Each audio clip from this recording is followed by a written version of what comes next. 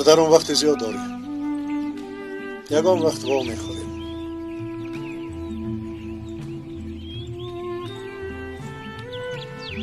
مخصوصا اینجا.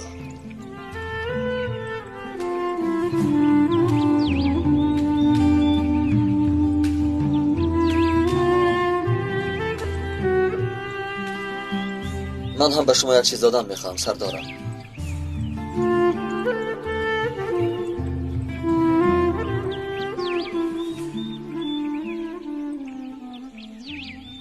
شما این را به فاتح دهید سردارم.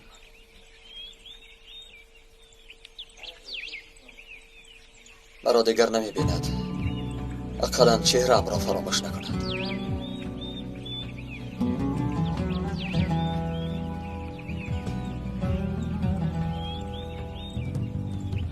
و او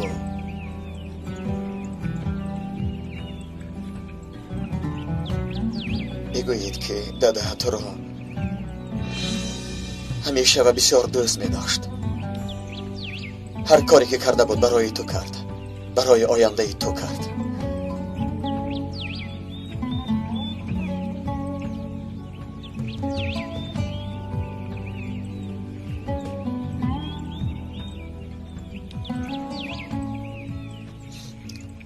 شما مرا ببخشید.